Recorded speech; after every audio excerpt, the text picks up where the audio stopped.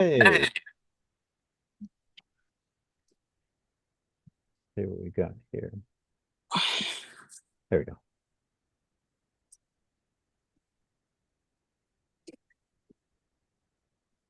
Cool.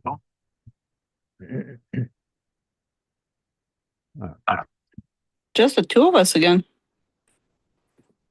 Stephen's always late. It's used to be, well, for me, it's 5 o'clock. It used to be 5 o'clock. Then I moved it to 5:30 because there was another group that ended then. And then I moved it 15 minutes after, so now it's 5:45 start time. Yeah. It's 8:45 for me. We've been at this for 6 years now. We started in 2020, for goodness sake. Was Steven with you all this time or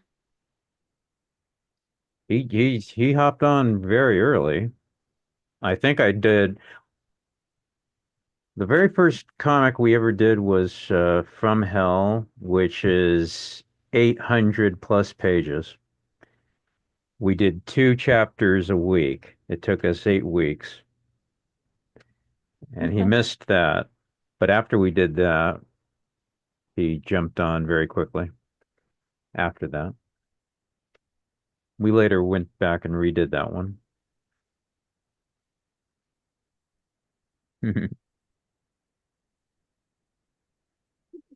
As I keep saying, it's a shame because you missed so many good ones over the years. It's okay. I You think would really like wi- them. yeah, like with the speed I'm reading, Yeah, I ought to catch up I hope so. with most of the readers, right? With most Yeah, of the yeah. members. No, I got the list. Yeah. I'll eventually get you through them all. Eventually. I already started the Woman with 50 Faces. Yeah, I'm gonna finish it tonight. And then Monday. Yeah. yeah, tomorrow I have to start with the big one. The one that's over 400, right? Yeah, of course. Yeah, it's not happy. It's just a lot of very, very terrible things happening. It's very sad. I know. We need more of the ones that the French artist ones. Uh, Those were nice. I'll send you some fun stuff next All week. right, thank you. Yeah, yeah, yeah. There you go.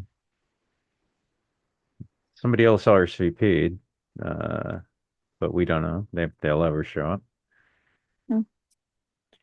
Usually don't. Hey, Steven. How's it going? Hello, Albina.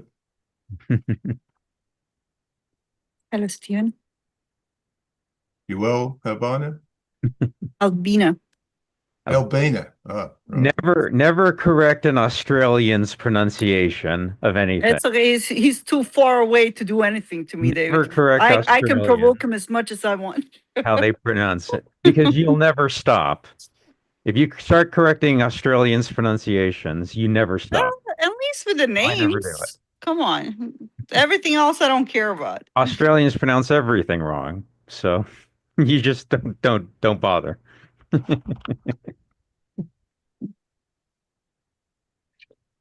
Uh, how'd you go with the comic, Dave?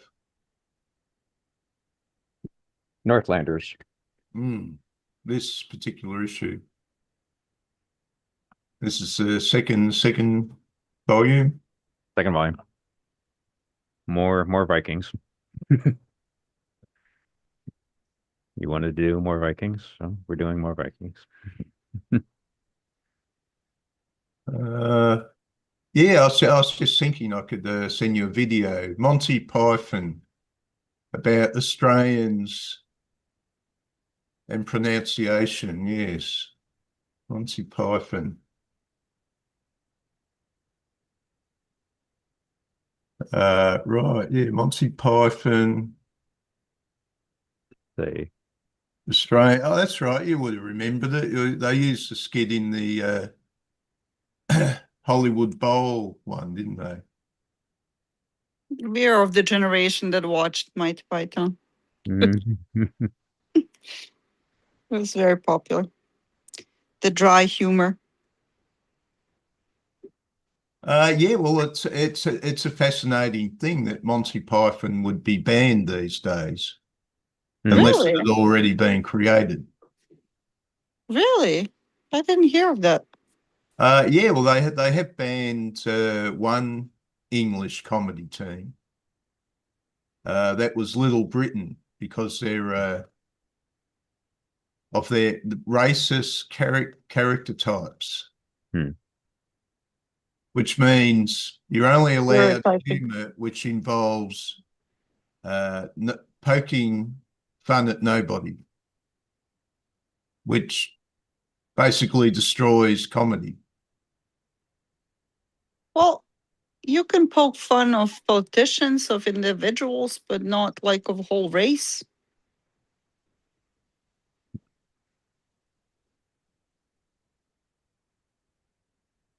Suggestion. Hmm. Take it or leave it.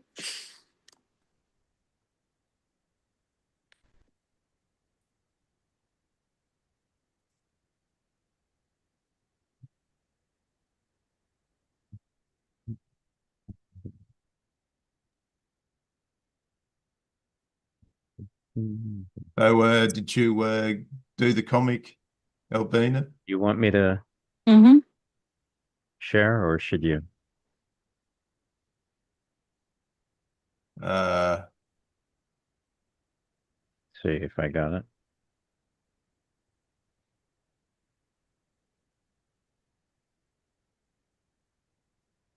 I guess so. Let's do that. Let's do that. There you go. oh, not nicely illustrated. You know, this is what I call good comic art. It Very strong features, like in the faces. uh well, yeah, the people who were dangerous as fighters tended to be heavy bones. Uh, and they were more common, say, in those Northern European regions. They are much more common today. They can actually see the change that, for example, let's say Scandinavians, modern Scandinavians don't have the bone thickness of Scandinavians from 1,000 years ago. That's what 1,000 years of Christianity has done.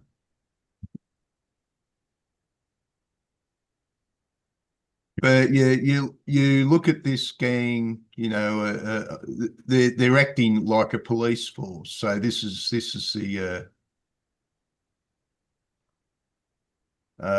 story. Yeah, like forensic science, or actually no, it's profiling, right? So the guy that was this guy, what was his name? Something Ragnar. general, yeah, general right now. Like he's literally using like profiling to, and he's reporting back to the king. It's almost like exactly like you said, like almost like a criminal show that you're Investigator, yeah. watching, right? And even like overall, before we even jump into it, like it was really surprising at the end. Like I did not, like, I expected this to be like a typical comic of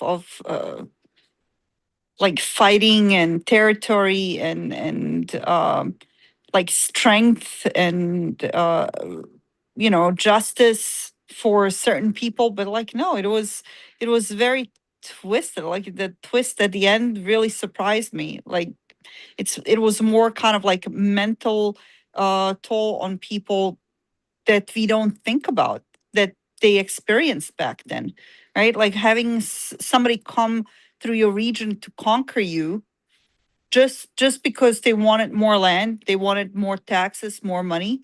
And like how did like losers or the ones who got violated, like how did they handle it like psychologically? And this is like the first comic that actually that I seen set in this time period that addresses like mental toll on these men or and women probably, but here it was specifically for a strong fighter, right? It's almost reflective of today's soldiers, what they go through, Well, PTSD, right? it was an element in that society that, in a sense, if you became an outcast and you're living on the edges, that, well, it's a bit like Robin Hood and his gang. You probably survived best if you had a small gang and you might steal food and stuff like that. But a guy on his own would not do very well. His chances of survival are very limited in that sort of world. Food was scarce. It's you could probably, hunt some birds or a bit of wild game, but you'd never get enough calories that way to survive. You'd be surviving on your bodily calories until you became very thin. Mm. Now, this is a nice story, but it's historically inaccurate. This is It doesn't, describing, it's a comic. It doesn't have to be historically accurate, right? well, this is describing maybe what happened in the first century. The Vikings were there, but they were defeated about 900 AD, and the kingdom of Dublin was small, and it continued by paying tribute to the Irish kingdoms. All this is sort of perpetuating a myth that the Vikings were running ramshot over Ireland until about 1014, and then Brian Boru frees them. But that's not actually what happened. Brian Boru was fighting basically other Irishmen aided by Vikings. So the Vikings weren't this sort of force, but this scenario was possible because a king had his herdmen, and the herdmen would train fighters. And if there was a guy running around causing trouble, well, he would send the herd, his trained fighters out to try and deal with them. But herdmen were so rare that they would bolster their numbers with some peasants, because highly trained fighters were very valuable. Like in Norway at the time, probably there was only about 1 in 1,000 men were trained to the level of a Varangian guard. After that, you had a few sort of like swashbucklers was part of the population, but most of the population's fighting skill would have been fairly limited. Most of them were just peasants. To really create a soldier, you need somebody who's full-time, like a chief would have a number of followers. They'd be well equipped. They would institute a program of training, but very costly. You have to feed a warrior. You have to equip a warrior. And back in those days, a very expensive exercise. I got the feeling, yeah, we've got this story and he's got his daughter with him, which doesn't make sense. I mean, his chances of survival were going to be very limited over time, and they'd probably kill his daughter. So his smartest move would be to foster his daughter to somebody who was friendly. He wouldn't have been able to, take her around with him for months on end or years on end.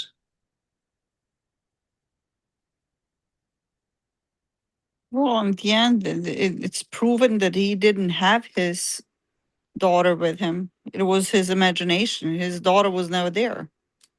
Yeah, that I was just wondering how long he went on with the imaginary daughter, but isn't it amazing? It's like It's like, for example, you have a marital partner, let's say, and you discovered they've cheated on you. And of course, all the time you've had this picture in your head of the marital partner being your sort of like your good friend. And then you find out the image you had of the person is fake. And that's how we create the image of God, for example. It's an image in our mind. And he had an image in his mind of his daughter throughout, throughout years. And she wasn't that. His shock was to discover that things had changed.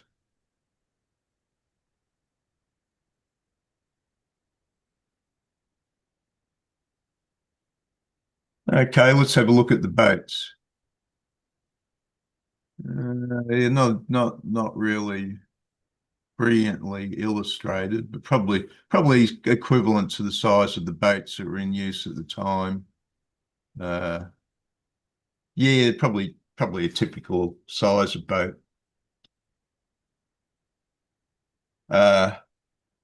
In the Battle of Clontarf, Vikings from the Isle of Man came to aid one side in the battle, and there's about 30 boats, and the most fighting men they could have had on the Isle of Man was probably about 1,000. So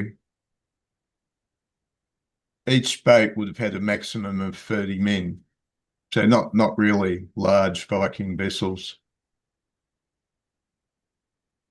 But this idea that there's another thing is this sort of very nationalistic thing. There was a certain element of nationalism at the time, but not the way we know nationalism today, because this was a class society. The people at the bottom didn't count terribly much. The people who created the image of the society were the people at the higher echelons.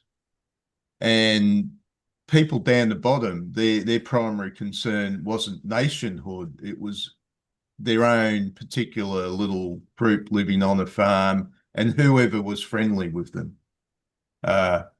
If a Viking farmer found he had a very good Irish friends, that Irish friends was more important than the idea of nationhood or race even.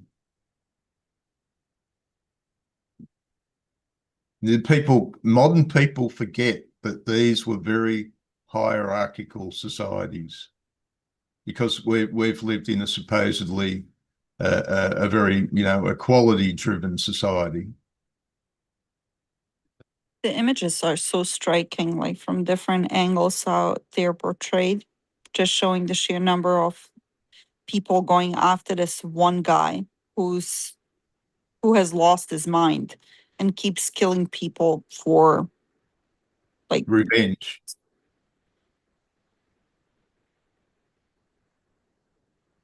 Well, he sort of believed he could drive the Norsemen out by his own efforts. That's an interesting illustration of his head peeking out through the greenery. It's a bit like that the Green Man motive, isn't it? Which came from the Middle Ages.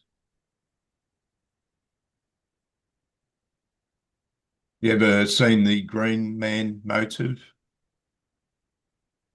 Hmm.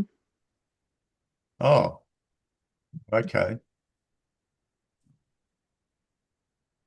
Yeah, well, people wonder what it is. Was it a pagan god that continued? People were still worshipping it when Christianity had become influential.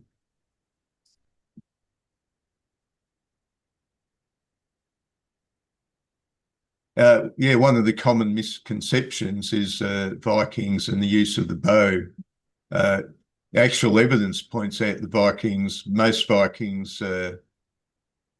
could use a bow. That was one of their popular weapons. Yeah, I didn't Whereas quite understand. Like, did they kill the parents of the two kids? Because yeah, that might be the case because they would take the children as servants.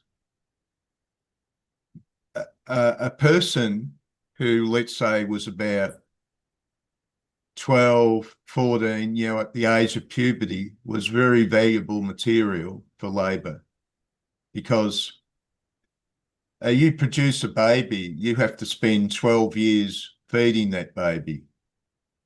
It costs. But you grab somebody who, you grab a slave who's 12 or 14 years old, they're physically healthiest, they're least likely to die. Imagine you go and buy a slave and the next week they die. Think about the loss of money. It's like buying a car and a week later it explodes. So the best bet when you get a slave is somebody about the age of puberty, a teenager, something like that you'll get a few years of labour out of them.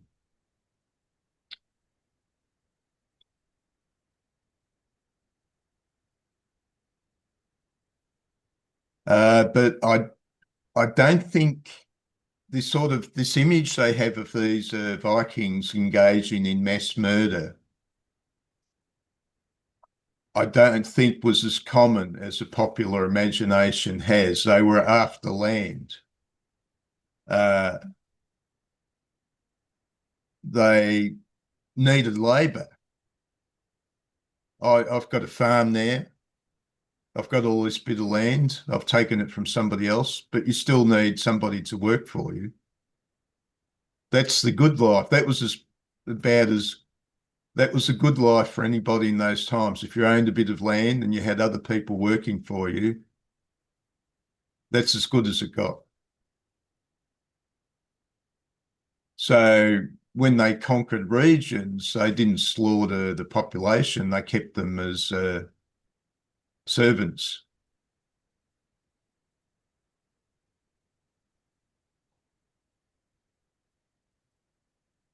Although in some cases there were slaughters.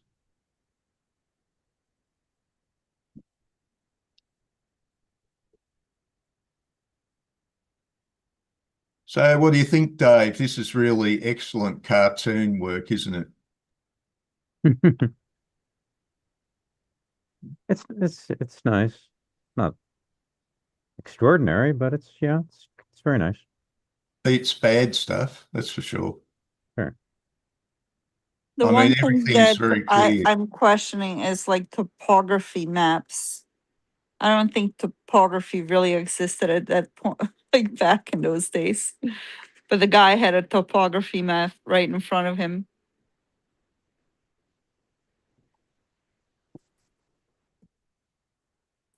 Uh,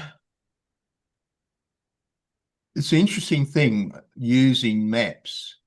It's possible at the time that they did draw maps, but of course they wouldn't have been particularly outstandingly accurate. Well, the Romans created maps. We still have a Roman road map, which it's in spatial terms, it's inaccurate, but it shows where all the roads are going and leading to what cities.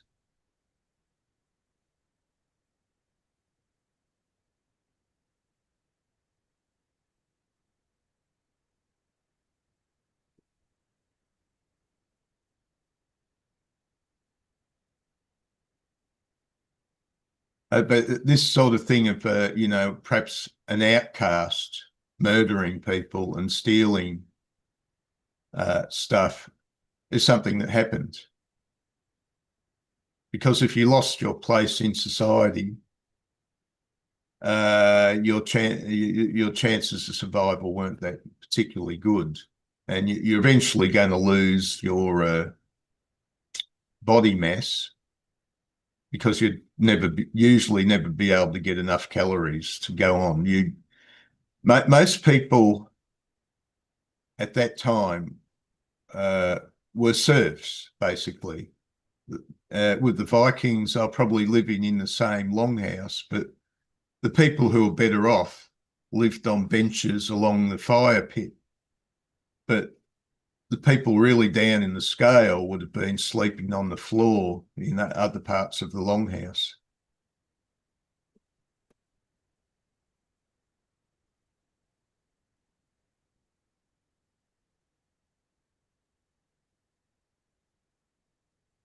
Of course, the interesting thing is the people building cities in Ireland at the time were the Vikings. The Irish didn't have cities. The cities became the centres of trade and wealth.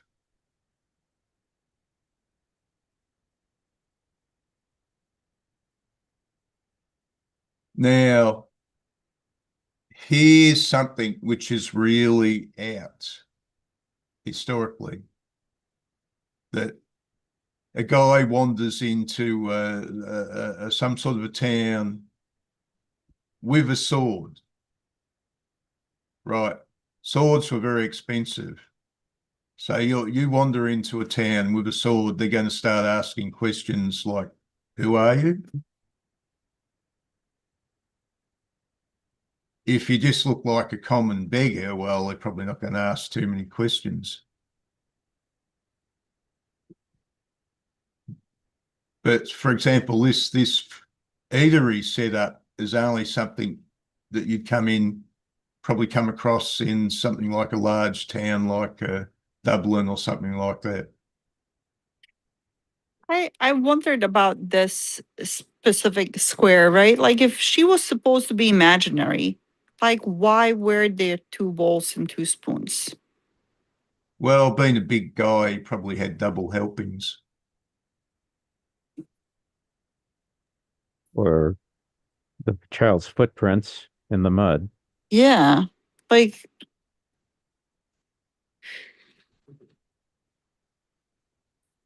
Oh, right, right. I didn't notice that. Let's go back to the footprints. Well, that was way up here where they were. they said they're like barefoot child footprints, right? Is that the section you're talking about? Yeah, well, But they did but it say could be that at those some two point. other children. It could be like the boy and girl. His daughter is wearing some type of shoes, right? Like those leather shoes. Yeah, actually, I recall that they did mention that he had a companion. They'd worked out he had a companion. So there's some part of the story which goes back to the point where he did have his daughter with him. So it's very confusing then in the end. Like if they have proof, like they found tracks of companion, but then in the end, she says that she left long time ago and that Well, she did not ever support him because he was disappointed that his wife gave birth to a daughter. as he should be back in those days.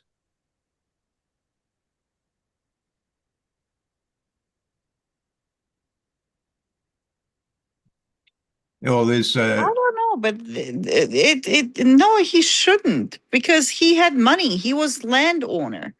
For him, it didn't matter. Like it wouldn't matter for somebody who was poor, who didn't have money. He could actually afford to you have can read daughters. it. There's a landowner and he's going on a trip and he tells his wife, if it's a boy, keep it. If it's a girl, expose it. There was a big problem with supporting children on these farms, that life was so marginal. It was a big investment. But he was the landowner. He was the big kahuna in that neighborhood. He was known. Yeah, well, this is the thing. You can So actually go and the read the whole story, you the can whole read story a is very Viking contradictory. saga which mentions that a guy who's a landowner tells his wife to expose the baby if it's a girl. I don't think the storyline was very well thought of. they could have done better. They should have mapped it out a little bit better. I think you're right. I think that this has been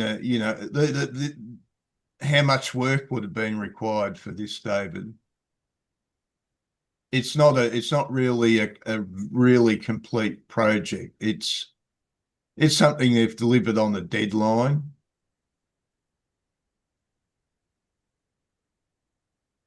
So at a A lot of certain things point, don't oh, there line up, we are, the right? footprints, Yeah, there we go.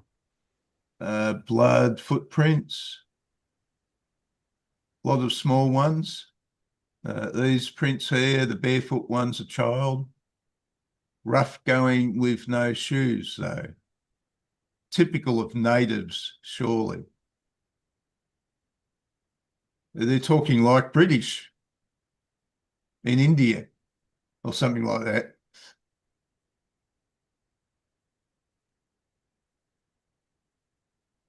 Ah, Lord, 4 girls of blue, a rich bastard, equal parts deviant and thief. And his 4 girls had some issues with children, which explains why he's skulking out in the hinterlands. Like pedophile. Yep.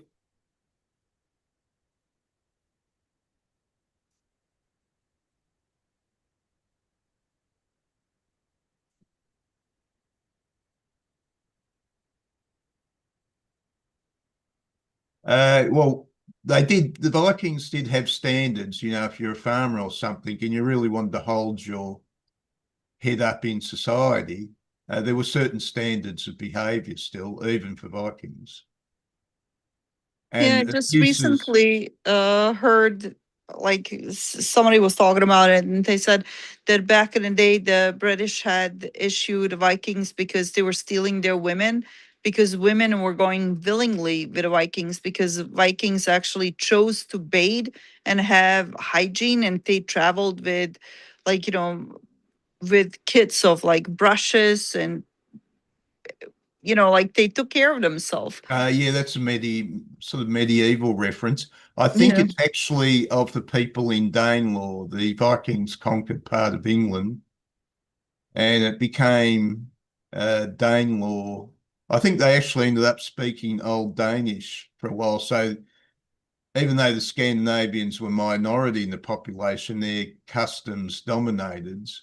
And so when these men from Danelaw, the kingdoms were joined again, and when these men from Danelaw come down to London, yeah, they're cleaner because they washed once a week.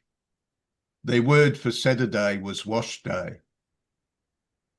It's like Terminator, wash day, hey? Nothing clean.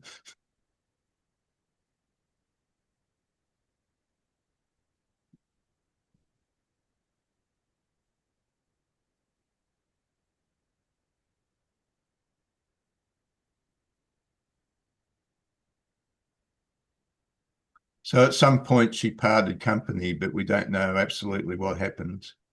Maybe it's the bit where she was swimming in the stream and then she became imaginary.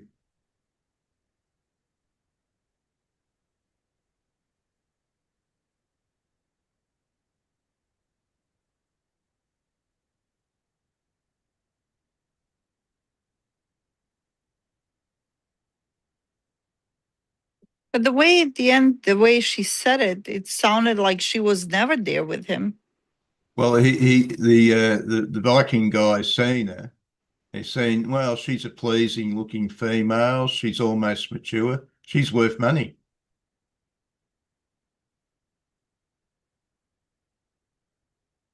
Yeah, she's good looking. He can sell her as a slave.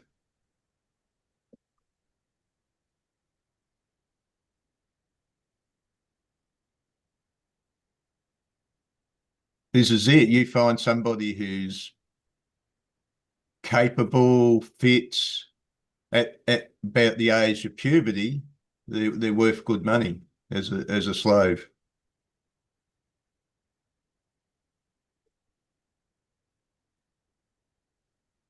But they did have a rule the Vikings when I was reading about it. It wasn't always obeyed, but a slave earned their freedom after so many years.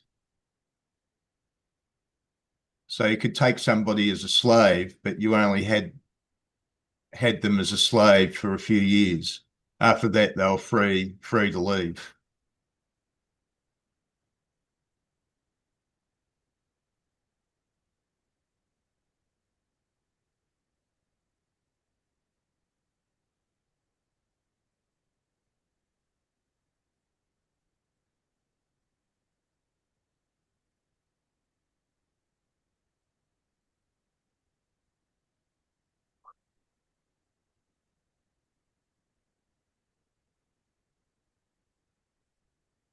I'm sorry, it's late for me over here. My brain is not working.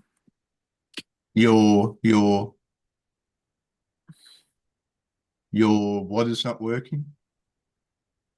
I'm just a bit tired. It's Friday and it's late here for East Coast. I Oh, right. can just imagine like What's the time in the East Coast then? it's almost 9:30.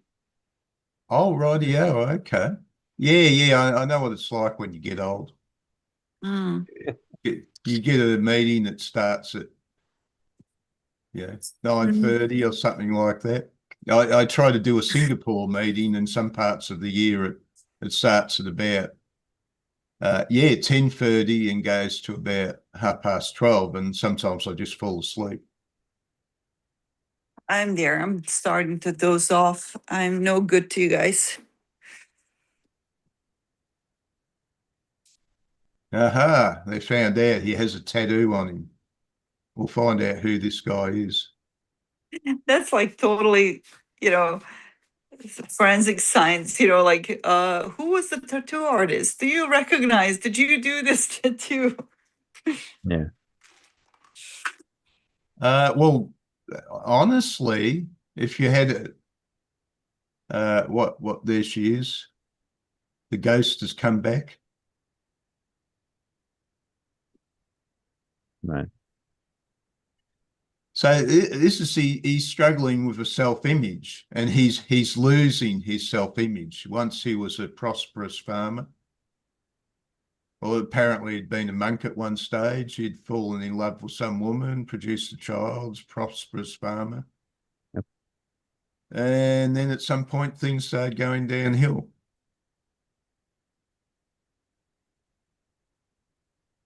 So they're having the Battle of Clontarf here, which and it was actually between the men of Leicester and Brian Boru, who wanted to be the High King of Ireland. And actually, there was Dublin was supporting one side, but actually, the Dublin Vikings troops remained in Dublin during the battle. Well, mostly they did, and there were some other Vikings supporting the Leicester men, but there actually is a small party of Vikings supporting Brian Boru.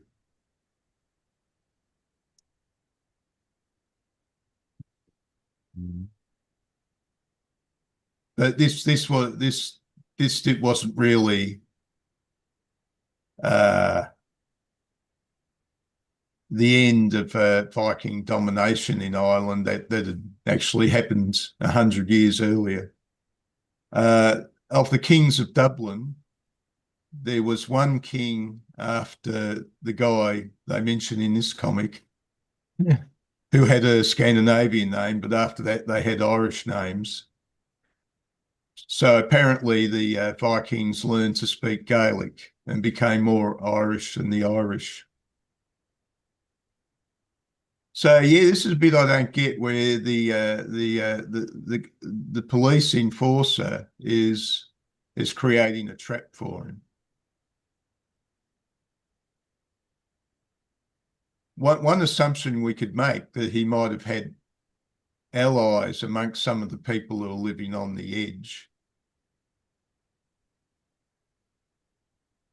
and they were killing the people that supported him.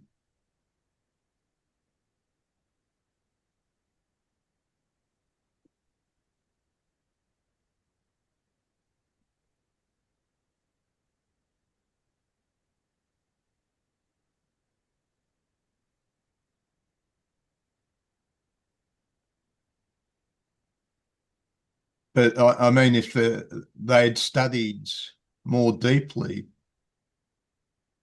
all the historical material, uh, they could have made a more accurate story. Hmm. But this is more, well, but they're probably taking their ideas a bit from popular media. Hmm.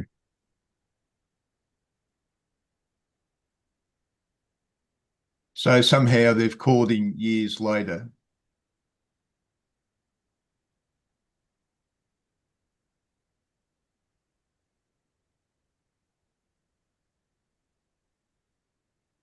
So he wants to destroy his faith in his daughter.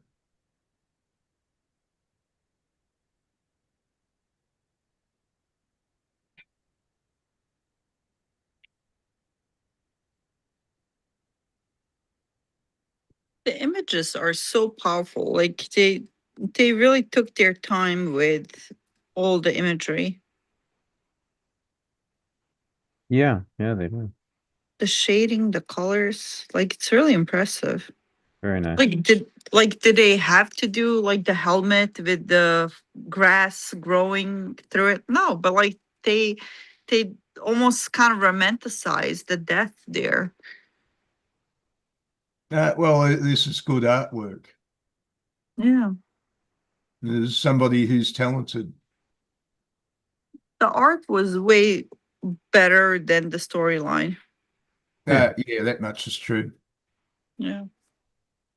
But I thought it's a story that actually worked, even though there were inaccuracies in it.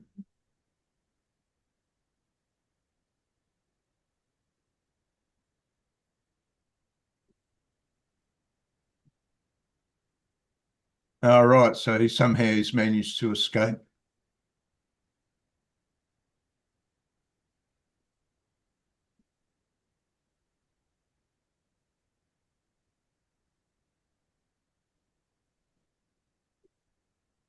I like the huff, huff, huff. So, that's the trouble with running. He's out of breath.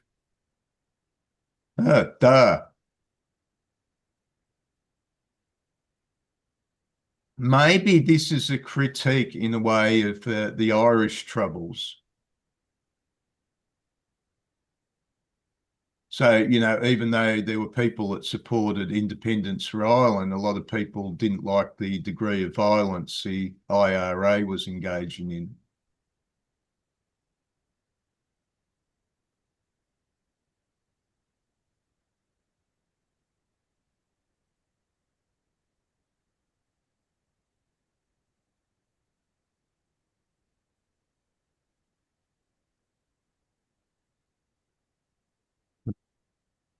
Remember when we did 1212?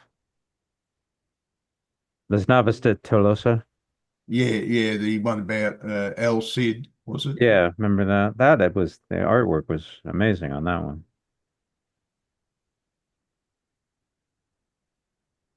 Beautiful, beautiful stuff. And as always, it harkens back to the great EC comics.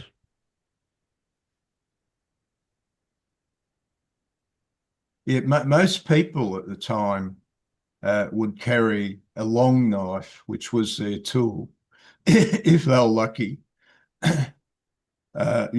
Something that was an actual long sword were very valuable at that time. A really top quality sword, long sword, you're looking at about 15, 30 pounds. And that was a huge amount of money in those days. I mean, like literal pounds of silver.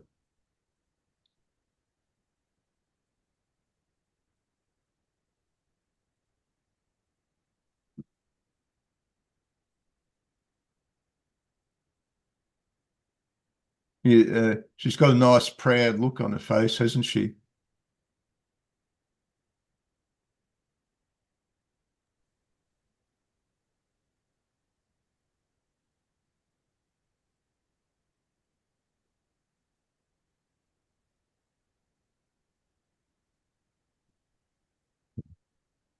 Well, this, he's going to slap her around a bit.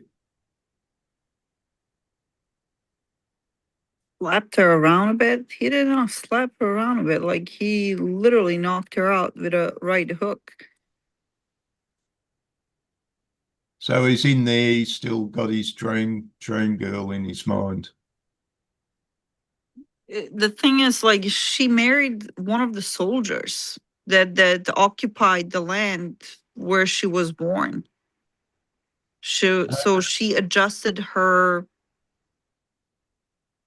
herself and her life like to fit in a little bit more, I guess, with the new regime. Well, But actually, more likely, Dublin was a town full of merchants.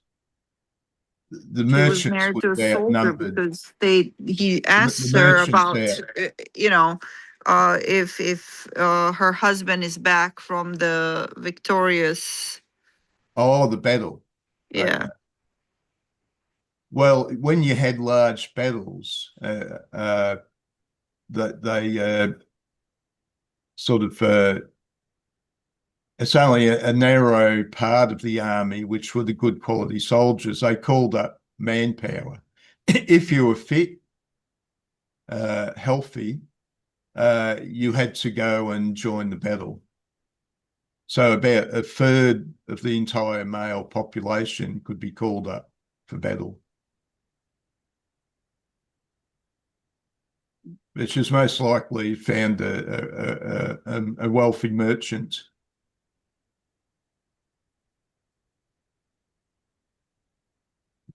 Well, I reached my time where I had to jump off. We're at the end. It was Well, you were at the end, yeah. Yeah. There she is. Her dad's been killed. yeah, She's she walking sold him around. out because he left. He didn't care about her being a girl, so she didn't care about him. In the end, she was the one who called him out to be murdered. He leaves his cross behind for her, and she leaves it. Right. Well, this is can be an insight into the Middle Ages that people had a lot of tough choices compared to today. Mm. If you wanted to survive, it might mean acting in ways which you would have preferred not to. But that's your opportunity. Yeah. Overall, the art was really good. Storyline was not consistent. It was very confusing. I don't think it was clear enough. Um, Yeah, well, that's certainly the case. I think this was a project and it needed to be reworked. And, they're running to a yeah. deadline. Oh, I've had enough of doing this. Let's just, submit it. It's good enough. Mhm. That'd be the case, wouldn't it, Dave? We've talked about this before. Comics have a low Yeah. bar generally. A low what? Low bar. Yeah. Well, All thanks right. for the invite, Dave. Um, Okay. nice, Sure. nice story, Steve. Thanks for sharing Well, again. I enjoyed it. Right. We'll All right. talk again soon. Good Yeah. night, guys. Okay, Good. Albina. See you, Oh, see you another time. Bye. bye. Bye. How's Albina's week's been going? She had another tough week, did she? Actually, she said she spent most of this week watching the FIFA. The FIFA. the soccer. If you've been following, it's like the only thing anybody's really paying attention to this week. Yeah, I just don't follow sports. Yeah, right. Yeah, well, easy to ignore, but Well, time is valuable. yeah, well, I just go to YouTube and it's incredible how many, it's like the only thing anybody's paying attention to right now. So, okay. Anyway, anyway. So, what do you say? We've done two. Do Oh, we I'll keep going? do another one. Really? Okay. You're Sure. not too impressed. Yeah, yeah, we'll go as long as you want. Northlanders. Sure. Why not? We'll keep going. I think it comes to I don't know how many, 7, 8 different. So we got a little bit of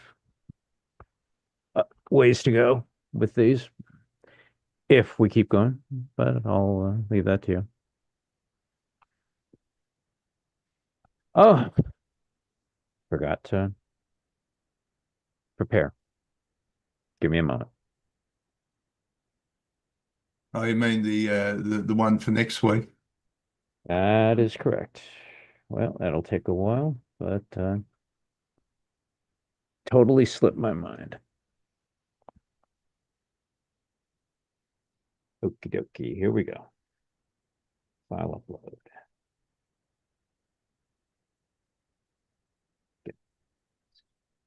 And it's there it is. Kaboom. And go to you. 5, 3.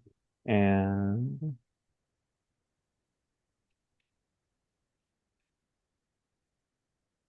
did I?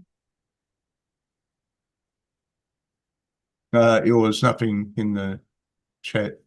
As I say, it'll take a while. 5, 3. Back to you. Back to you. Yikes.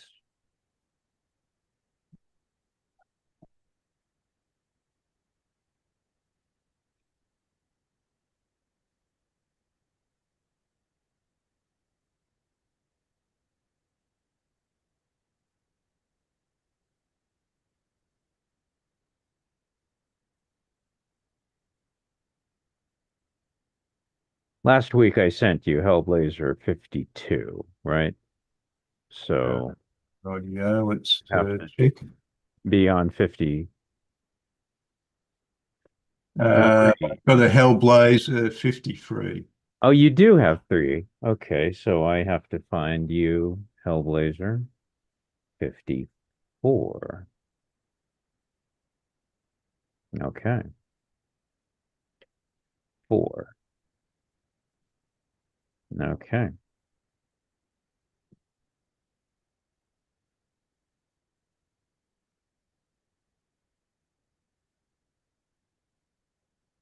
No, I don't think that's a good idea. Go to you.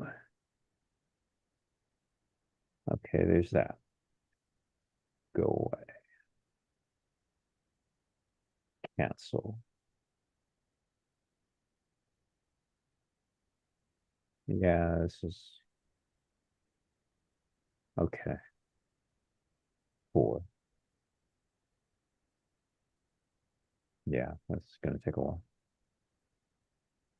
because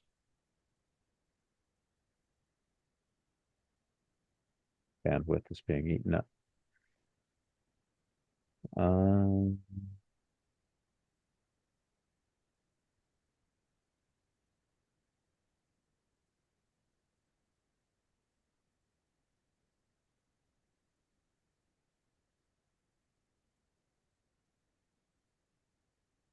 so Rick explained why Phil's been absent, and from his explanation, you know what that means, right? It means it's temporary. Oh no. Means eventually Phil will be back. Eventually. I know I've spent my life being a little bit thick, but Phil is extraordinary. The message just doesn't seem to fill the fruit. Yeah. He will be back eventually. So enjoy it while it lasts, I guess. Well, we've got George Gonzalez on today, and he's another one who's a Yeah. bit. I was doing a talk at the Existentialists a few weeks ago, and he started screaming. And Yeah. David Miller was telling him, look, you can't behave like that, George. Yeah. And it's not like you've screamed, you've been told to shut up, so you shut up. Yeah. Yeah. He just keeps on going. Well, yeah. It's Yeah, it's sort of a sort of almost a hysterical element. Uh, yeah, it's sort of amazing. I kept on imagining it's a bit like the island of Dr. Moreau, and I was thinking, George, we'll have to send you back to the House of Pain.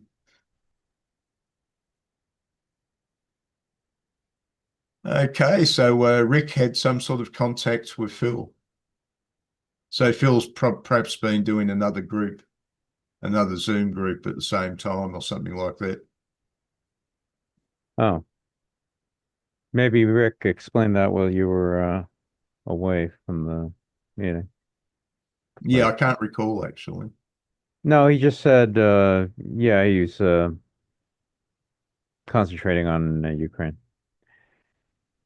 Concentrating on. Ukraine, the Ukraine conflict. Oh, right. Okay. It looked like he was in some sort of repap for a while at one stage, and that limited his ability to join the meetings. And Anyone copy the link? No, yeah, I said it was there's that, and now for rename. Boom, boom, boom, boom, boom.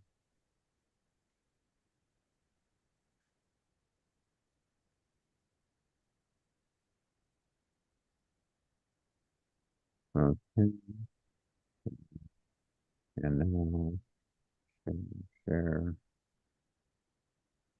and with link, copy the link. Boom, boom, boom.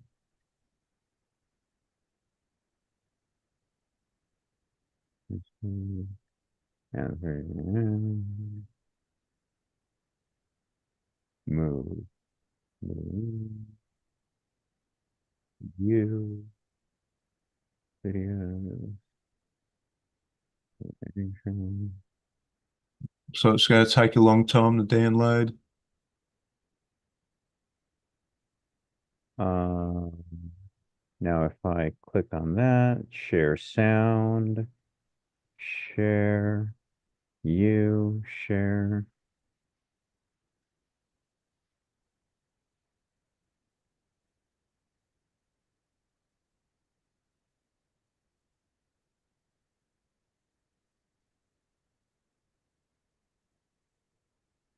We're not looking at human beings and say we've got to suppress. He's all right. He's focusing his efforts right now on Ukraine. Ukraine? Phil Yes, Chan? yes, yeah. Russia versus Ukraine. He's involved in associations trying to do charity and outreach work for Ukraine. Well, that's good for him. Oh my goodness. Oh, So that's good. Oh, yeah, yeah. thank you That's for that. All right. of course. I emailed him and we chatted for a bit. So yeah, Donald. You don't remember that? No, I must have been there, but not all there, or maybe I missed the part about Phil. Happens to me, yeah. What time? What was the timestamp on that bit? 2:58, 2 hours, 58 minutes. No, that's all he said. He just said, yeah, he's working on Ukraine relief projects. But, that means it's temporary. He'll be back eventually. So, He'll be back to uh, try and show the world how significant he is. Yeah. My attitude to feeling significant is if the world regards you as significant, lucky you. Don't expect it. Yeah, it's like if you have to say that you're really cool, you're not really cool. Or for or anything like that. You say you're punk rock, you're not punk rock. That sort of thing. Yeah. Well, yeah. Then you're just following the trends.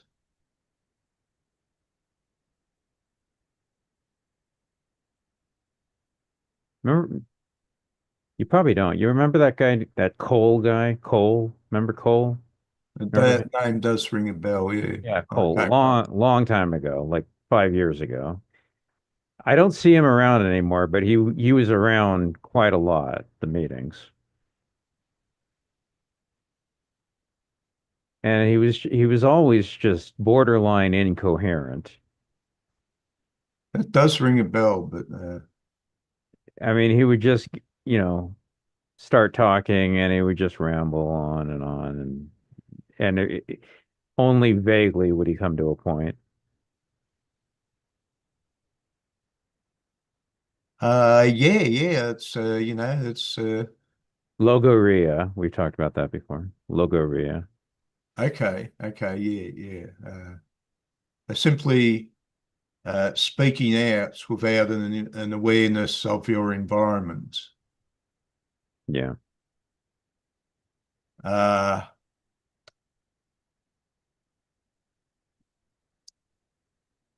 yeah, I find in Angelina there's an element of that, although she's terribly smart. But she'll just keep on sending messages on, say, the Facebook Messenger, and it's sort of like, well, when you talk with somebody, at some point you're waiting for a response, Sure. and that's how you communicate with people. Sure.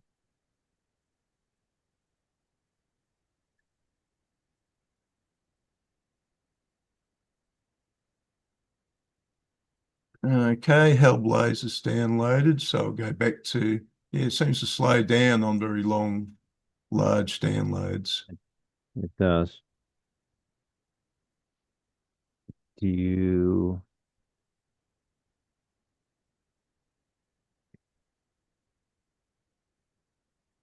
do Yeah, it's you a question of whether I'm going to go over Windows or whatever the problem with the machine is. That there's been some more stuff, you look in YouTube, there's more and more interest in the desertion of Windows. Yeah, I've heard some things happening lately about it. Yeah, yeah. Okay, do you see the share right now? Yep. Okay, this is the woman with 50 faces. If you remember Heaven's group, I don't know if you're in any way interested, but this is the one for next month. But this is it's actually a true story about the story of Maria Lanni and the greatest art heist that never was.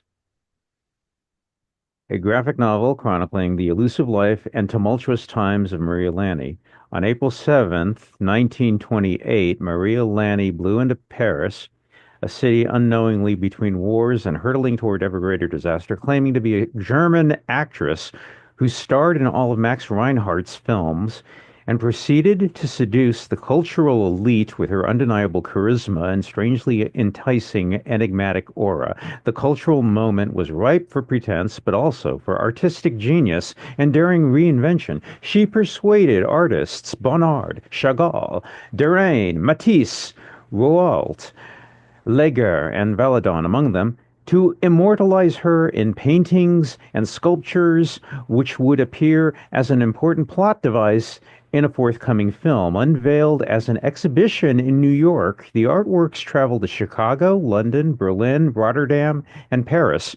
But in 1931, as legend eventually had it, she and her husband, Max Abramowitz, vanished without a trace, and so did the art. But it was a case of the legend becoming fact, and for decades thereafter, printing the legend. The rumor was likely perpetrated by an embittered Jean Cocteau, who was infatuated by her and also drew her. An unknown force paralyzes me as I draw. Suddenly, scales fall from my eyes. Madame Lani is painting me. And ultimately felt betrayed by her. He later bitterly referred to her as this nobody, an impostor. But the truth is more complicated. And The Woman with 50 Faces is about uncovering as much of the truth about Maria Lani as possible. In fact, she was born in 1895 in Poland, raised in the Jewish quarter of Czechoslovakia, a hotbed of virulent anti-Semitism. Her parents died before she was 25. She moved to Berlin and then to Paris. She did not vanish in 1931, but rather turned her attention to smuggling Jews out of the increasingly inhospitable East. She was still in Paris in 1941 when the Panzers rolled in, and she and her husband barely escaped to Spain and made their way to New York. There, the adventures began anew. She worked at the Stage Door Canteen, a charity where actresses lifted the spirits of servicemen by performing. The film Maria had dreamed of was back on. Thomas Mann wrote a screenplay, and Garbo was set to star. The film never happened. So that's basically it in a nutshell. And this is the graphic novel of it. It's 235 pages, and this is the book that Heaven's Group is going to be doing on for me is the 6th. For you will be Tuesday afternoon. This is what it looks like. It's 230 pages, but as you can see, the pages move along fairly quickly. Um, we're doing this on Heaven's Group for what will be the 7th for you. This is what it looks like. Pretty quick read, it seems to me. You interested? Oh, yeah. I don't know if I want to add to Yeah, it'll be a few hours after what would be that day's Rick meeting. a few hours after. A couple hours after the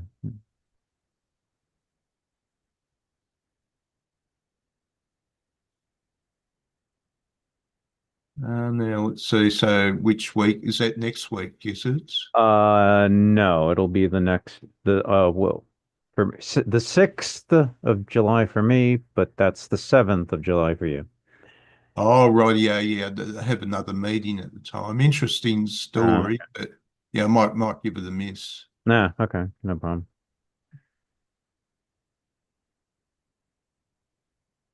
Yeah, as far as I can tell, Ash was something of a quasi con artist who just Oh, it's good that we live in an age with no more con artists, and that's something of the past. yeah, they just basically duped everyone into yeah, believing it. But the truth and the legend sort of mixed together. Anyway, so okay. Well, if you're already going to be busy, then just wanted to mention it though. Yeah, I'll be having a meeting about 2 hours after the end Hmm, of Rick's meeting. Yeah. that day. Okay, sure. So what's her name? Maria Lan. Maria Lanny, yeah. Well, maybe we'll do it on our Right. own Right. if we Okay. want. Maybe. Maybe we'll do it on our own if we want. So she did become an actress at some point. Mm, Can I say that name again? the book again. Let me go back to you, back to you, back to you, back to you. This one and this one and this one. If you want the book, I can send it to you. Oh, well, I suppose I could look at the book. I don't know if I could come to the meeting. meeting. Yeah.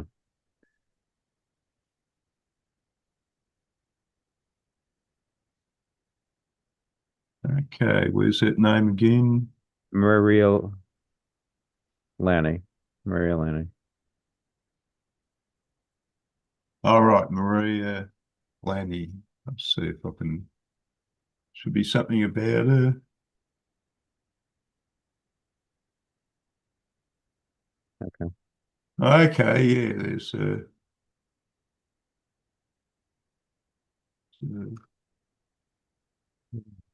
well, she isn't deadly good looking. She's going to have to survive on a charm.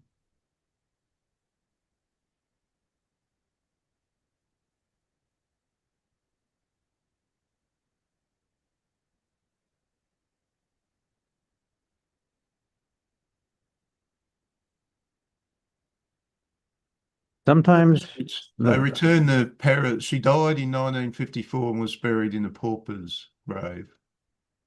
sometimes photographs aren't that representative of what the person is. Sometimes.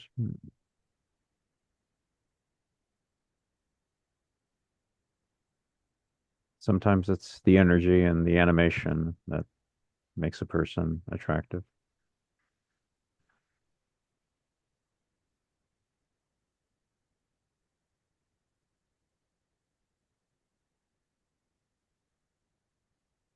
Charisma.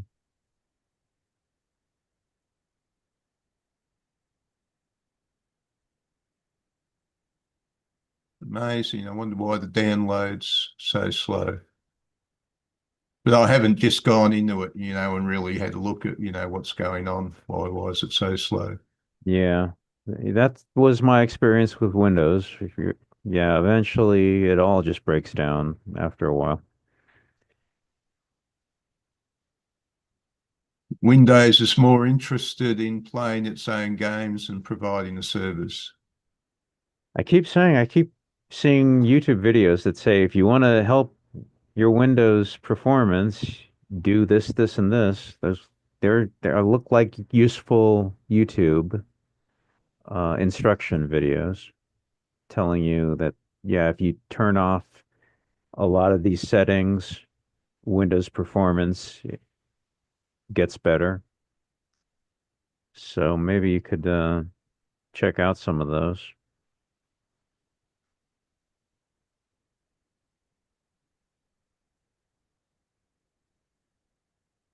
There's hidden settings that Windows has on by default, and if you turn it on, if you turn those off, then they, Well, I'll see how Opera goes. I'll do.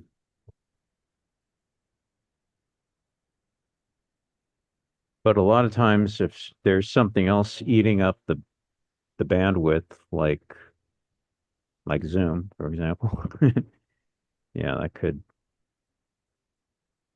take up the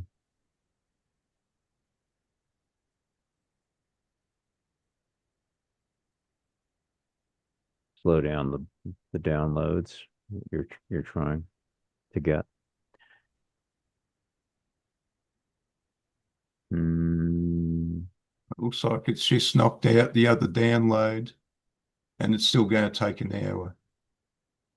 Is that kind of slow? My gosh. That happens sometimes, yeah. It shouldn't because well, it might improve a bit if the Zoom call ends. If you need it, just Facebook message me and I'll send it again. But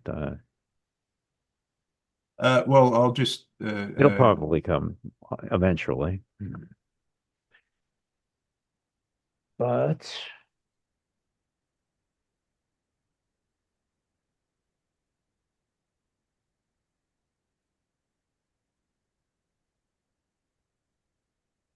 I think the Don Freeman's From Hegel to Nietzsche meeting is going to be disappointing, to be honest with you. Oh, that's right. Yes, it's on My Monday, isn't it? Something like that. Yeah, I think that's gonna be not what people are thinking it's gonna be. Oh, what makes you say that? Well, just what I remember of Don Freeman, and He's obviously one of those personalities you'd never get in Australia because we have a limited supply of personalities in Australia, and in America has a large supply of good ones hmm, and a large supply of bad ones. hmm, Well, I'm using another one, eh, another browser, and it's fast. yeah, that happens too. Sometimes it's a different browser; it'll change it. And if you see on the calendar, there's yet another meeting for the Three Escapes of Hannah Arendt, and that'll be on your Thursday. You're probably sick of going to meetings on that one, but I think Rick said he was going to go to that one though, so that'll be different.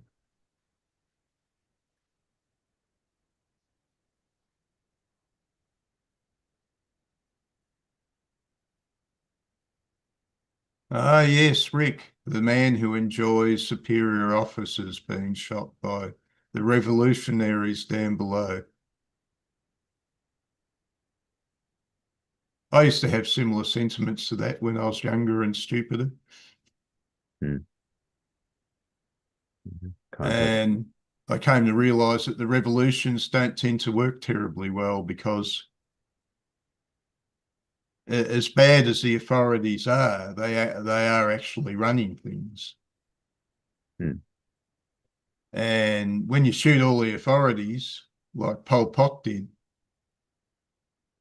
you can't run anything anymore. So was John Lennon said, evolution's always better than revolution. Hmm. That was I think that was Mussolini. He was a Marxist, and when he saw how the revolution went down in Russia, he decided Hmm. I might change a few things. We won't shoot anybody who's willing to cooperate and work for us, basically. But yeah, the Russian Revolution was a bloodbath, and Hmm. it's interesting the Italian fascists. You know how many political murders the Italian fascists did in their 20-year odyssey? Have a guess. Political murders. I really wouldn't be able to say. Basically, people they've killed for political reasons. Hunter, who's Hunter? Somebody called Hunter No once. idea. I'm gonna take a chance. Oh, that's Kia. That's Kia Hunter. That's Kia. That's who that is. She's been kind of popping in and here and there on the Rick meetings. Hey, Kia. Hey, Kia. You're awful late.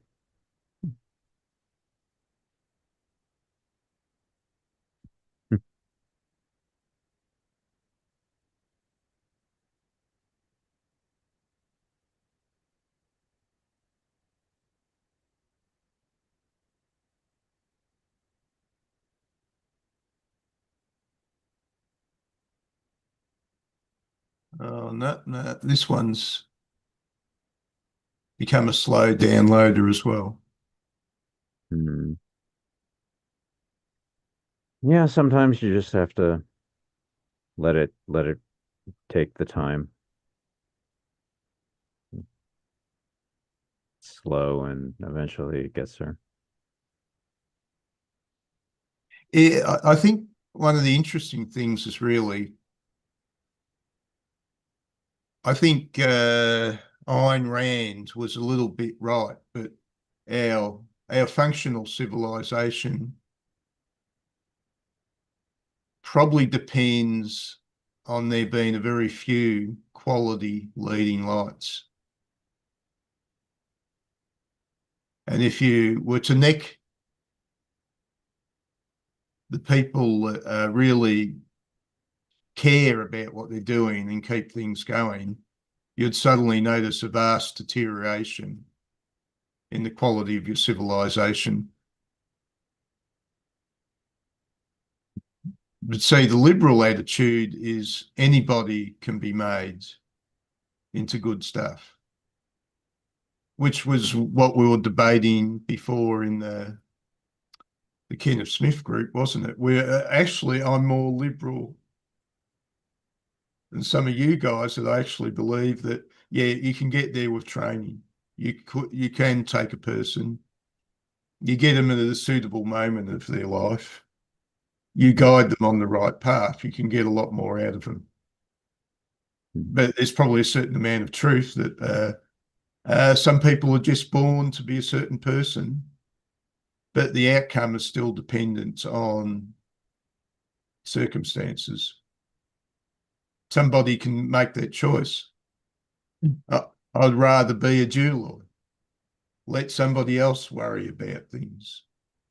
I'll just turn the crank, go home, and read my favourite comic. And that's my joy in life. Or watch my favourite TV drama. That was my attitude. I'm on the Titanic. You got all the rich passengers. I'm taking advantage of what wealth has created. I find a place to hide away on the Titanic.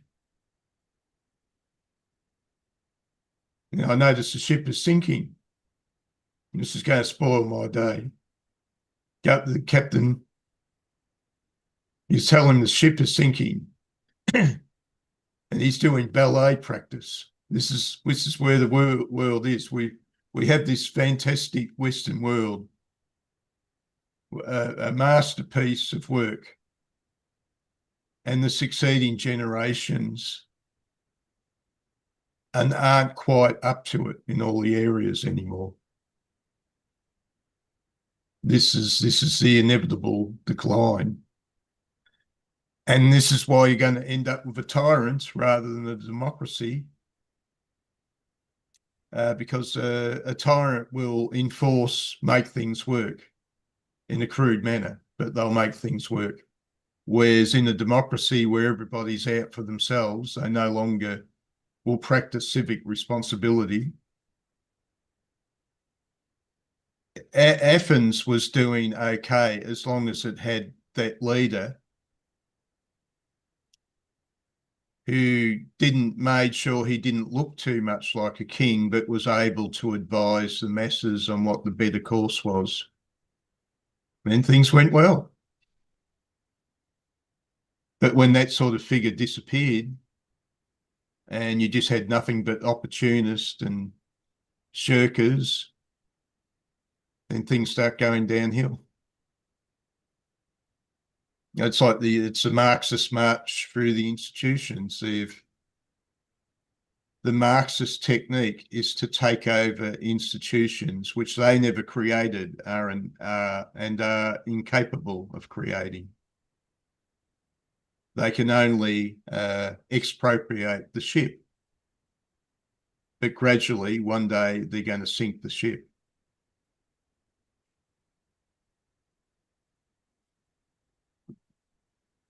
That doesn't mean every socialist effort is bad, but sometimes in certain areas they can do quite a good job, which you've seen in the communist regimes. But well, look what happened to China. What suddenly turned it around was when they allowed people to be capitalists, to work out of their own interests, and now the leadership is trying to put a stop to it. and trying to turn around the things towards government again, which might lead to a downturn.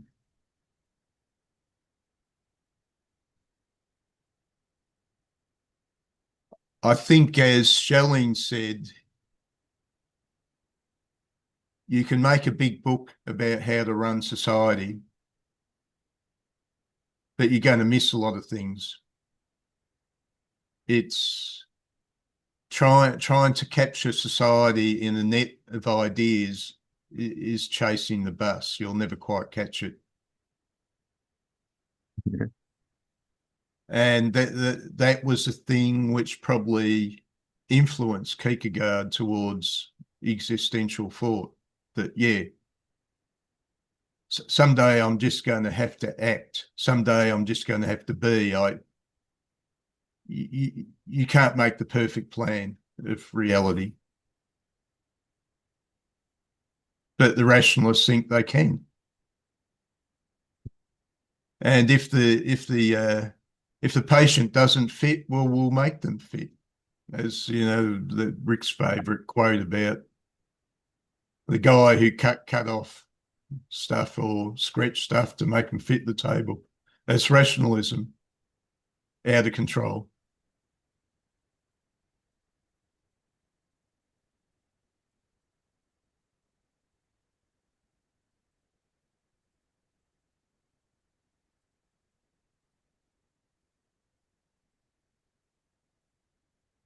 Sleepless nights in the Procrustean bed. Well, we are seeing a little bit of that today, aren't we? I mean, education has become a disaster.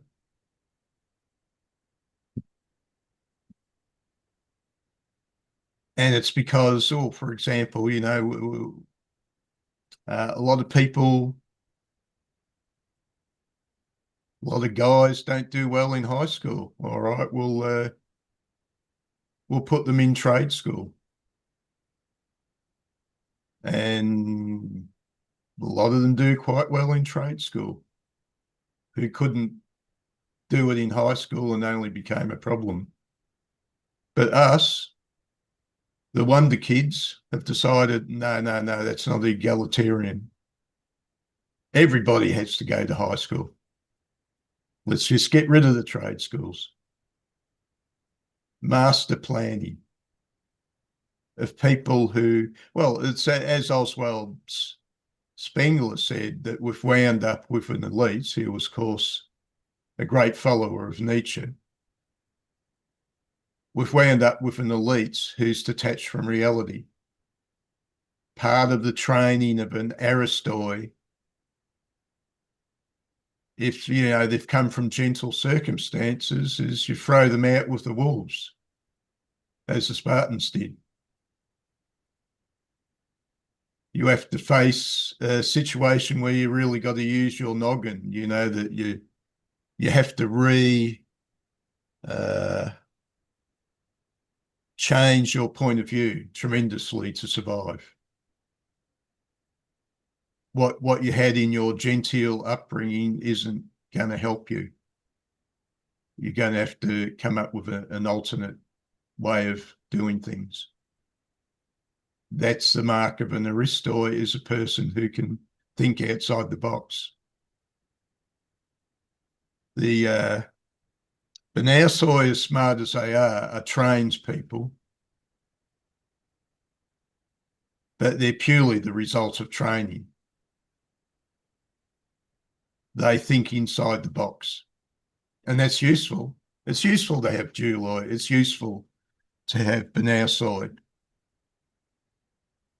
but they're not the leadership that keeps the society going. For that, you need somebody who can think outside the box.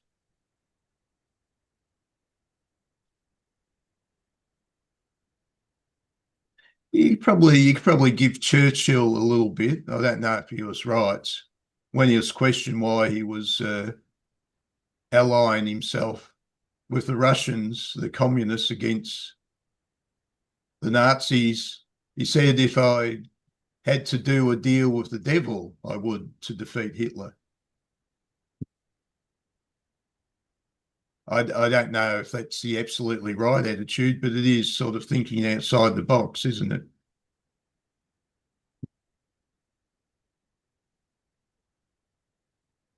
I don't know. All the rest of them looked like they were prepared to give up.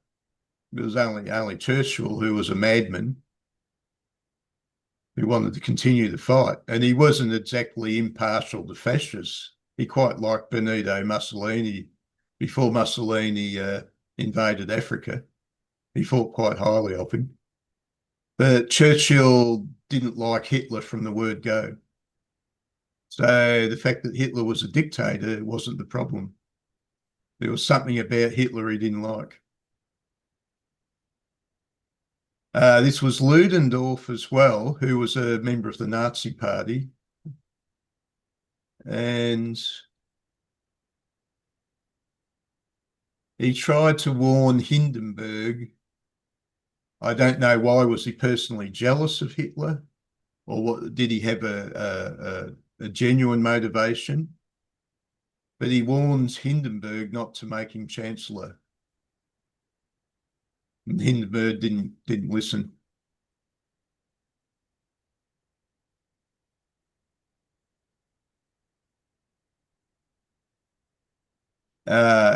Ludendorff was a highly intelligent loon.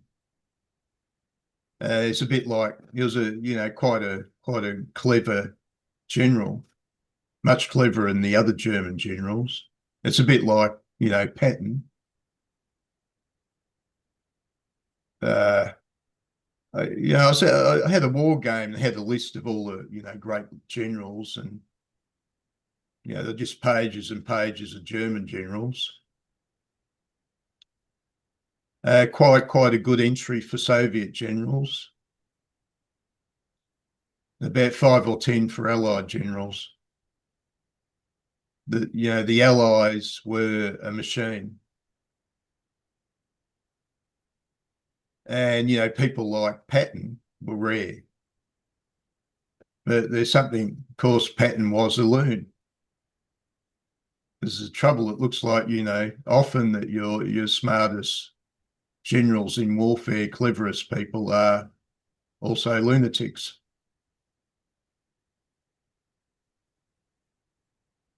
Oh, well, save chat. So I'll catch you another time, Dave. Sure. I might join for the samurai film tomorrow. That's right. That's tomorrow. Yeah, that's right. How long is that? That's over 2 hours long, is it? I think so. Yeah. It says 1 hour for the session. Okay. Well, yeah. I was thinking it must be shorter than that, so it's over 2 hours. I think it is. Yeah. Yeah. All right. All right. Bye, Steven. Kia, we're here to talk comics every Friday at this time.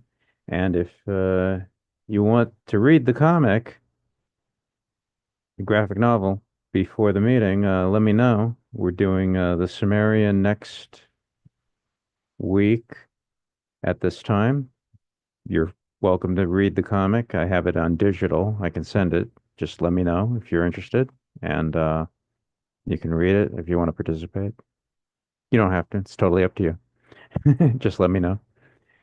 Uh, Comics are a beautiful medium, and we cover a lot of good stuff.